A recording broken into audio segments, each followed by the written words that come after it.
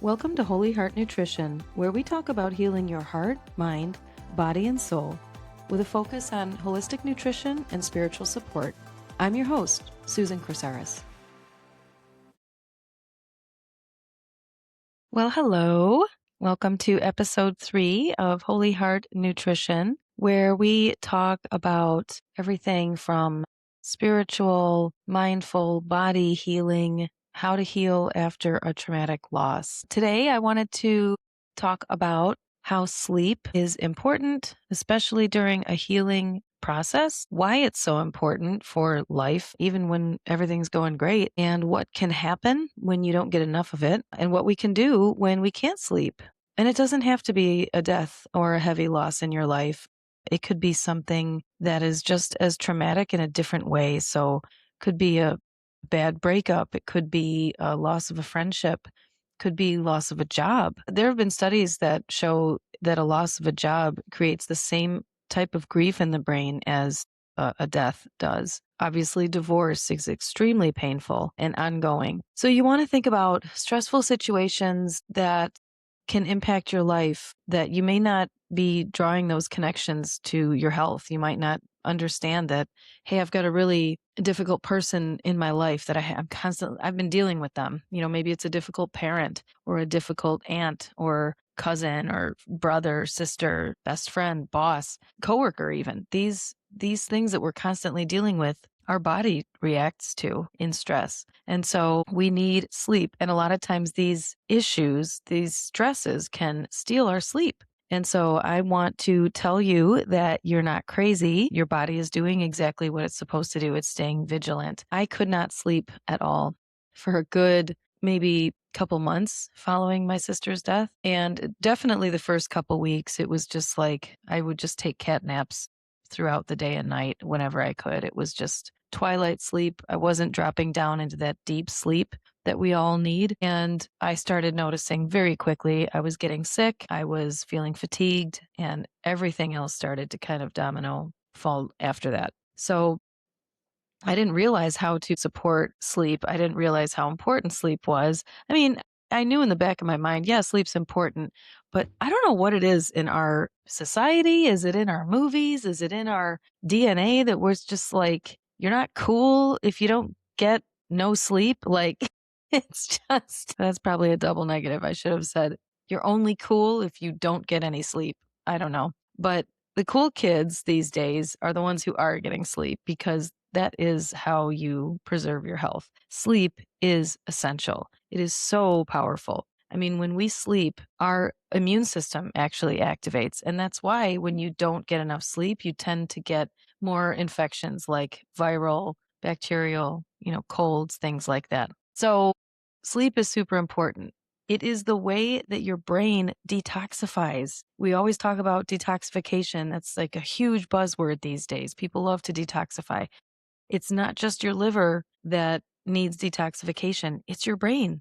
Your brain needs to detoxify. And that's why when you're not getting enough sleep, you're going to struggle with symptoms like brain fog, confusion, irritability, depression, fatigue, all the things, memory issues, long-term memory dysfunction, hard to recall memories. Those are kind of scary if you think about it. So we want to help reverse that. All right. So sleep is very important, as I said, for many reasons. It's helpful to restore and repair, and that's across the board, not just your immune system that we just talked about, but your liver needs to repair and restore, recycle, do all those things. It helps your body's systems literally shut down for a certain period of time so that they can function well. Your cells need to rest and repair. And so none of this can happen if you're constantly in this like state of alertness where you think you're getting rest, but it's not real rest. It's not enough rest, or it's not deep enough rest. So that's why sleep is so important. What are some things that can happen when we don't get enough sleep? Well, as I said before, you're going to be dealing with a lot of mental health issues. Things are going to be amplified. If you had depression before, it's going to probably be a little bit worse or a little sharper. Irritability, maybe impatience. You're going to have a shorter fuse. You're going to be a little bit more angry. You're going to be a lot more fatigued, maybe a lot less patient. All these things are just like a recipe for disaster, right? A tired brain is not a good, sharp functioning brain. It is a brain that's like, look, I need rest. Okay. You better give me this rest or else. It detoxifies your brain. When you're dreaming, you are essentially making sense of the day. Every thought, every flash of scenery that you took in, every exchange you had with people, that's all kind of filed away into these file cabinets. And so your brain has to make sense of that and it has to organize it somehow. So if you get enough sleep,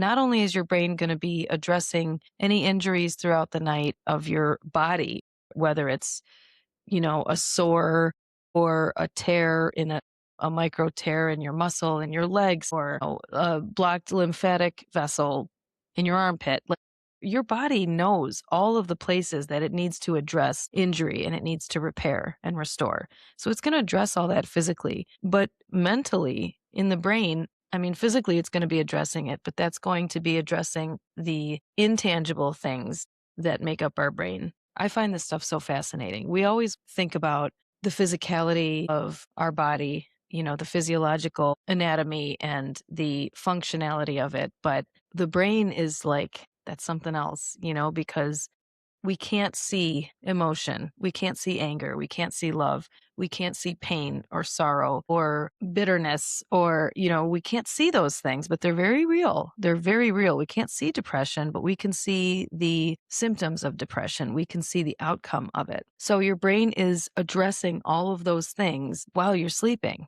So can you see why it is absolutely essential to sleep? When you don't sleep, you don't have health. And I can tell you that because I struggled with autoimmunity, that was a huge thing that set me on that path, was the fact that I was not getting sleep and I didn't do anything about it. Okay. So now that I've scared you enough into why we need sleep, this is not to make you more afraid and spike your cortisol and keep you up at night worrying about how much sleep you need and how you're not getting it. What you can do lots of things. Okay. Starting today, we can do lots of things. Movement is very helpful. Now, you don't want to stress yourself out doing this, but what you do want to do is move enough to give yourself a challenge, but not enough to injure yourself. So whether that's a walk around the block, if you're not used to walking, just do it around the block. If even that's too much for you, just go a couple of houses down and then come back. Start out with what you feel you can do. And if you feel you can do more, push yourself. If not, give yourself grace too. There's a fine line between those things. And I think we all know what our bodies can handle and what they can't. And oftentimes when you are just starting out on this journey, it is very difficult to start moving because you're so tired. I get it. It's the last thing you want to do is to move. So, again, even if you can't take a walk outside, light stretching, just moving your body, moving the fascia around, doing stretches, taking time to be quiet, having a good sleep hygiene schedule is a wonderful way to kind of give yourself that checklist to say, what am I doing to provide myself a good sleeping atmosphere? You want to stay off of tablets or any screens a couple hours before bed. This includes TV. Unless you want to wear your blue light blocking lenses, you can do that. But my recommendation is always to do very quiet 1850s activities, things like reading, things like praying, meditating, maybe listening to music, things that are very simple and not visually stimulating to the body. The eyes are very stimulating. And so the screens that we have, the LED lights that we're, everything that's bombarding us all day long is stimulating the heck out of our brains. So what we want to do is throughout the day, you want to make sure you're getting some sunlight. That will help your brain understand that, okay, this is the time of day. I mean, your brain is very good at understanding time. It may not be able to down to the millisecond pinpoint what time it is, but it knows what time of day it is at all times. Your brain is very good at that. This is a really cool experiment that you can do with yourself. If you start going to bed at the same time every night, tell yourself you're going to awaken at this time. And I used to do like 6 a.m. I used to say, all right, even though it's late, it's 10:30, I'm going to wake up at 6 o'clock in the morning, 6 a.m. And I wouldn't set an alarm. And my golly, I would wake up at 6 a.m. or 6:01 or 6:04 sometimes 5:55, but my body knew. My body knew when that was, and it would do it, whether I went to bed at 11 or 9. So it really, you can train your brain to wake yourself up. So just know that. That should give you a lot of hope right there that we have these tools. We just need to activate them. And we need to give our body the tools it needs in order to activate these amazing abilities that it has. So, getting morning sun. Sometimes our clock needs to just be reset when we're waking through the night, or we can't sleep at night, or we're just, a lot of us perimenopausal women or, menopausal women are going through hot flashes where we're up all the time, or I used to be able to sleep and now I can't sleep at all. Maybe our circadian rhythm needs to be reset. And so, waking early as you can to see the sunrise. Literally, don't look at your phone as soon as you wake up. Don't look at it before you go to bed. Keep that phone outside of the room if you can. You want to wake up as early as you can. Look outside, even if it's a cloudy day. Look at the sun. Listen to the birds if you hear them. Let all that stimulation stimulate your brain. This isn't woo woo stuff. This really, truly is just unlocking your brain's ability to understand this is morning time. That will set off a cascade of events like regulating hormones, engaging your liver, engaging your brain. All these things are going to engage your brain to start the hormone orchestration of regulation. All of these systems of our body are tightly regulated. That's why things can go sideways quickly. So that's one way we can get on the right track is by getting some early morning sunlight. As I said, movement throughout the day if you're able to do so. Sometimes journaling before bed can help you just relax, calm the mind, brain dump, get all that nebulous stuff that's sitting on your brain onto paper and say, okay, now your subconscious can see, all right, this thing has taken form. I've got this. Now it's packaged up. I can close that chapter down and I don't have to keep this person awake. There are really a lot of things that we can do. Keeping that phone out of the room is very helpful. Keeping your room dark and cold can really help with regulating your body, your physiological need to understand that this is time to rest. It helps your body understand I am not getting up and moving around. This is a time to cuddle up and to relax.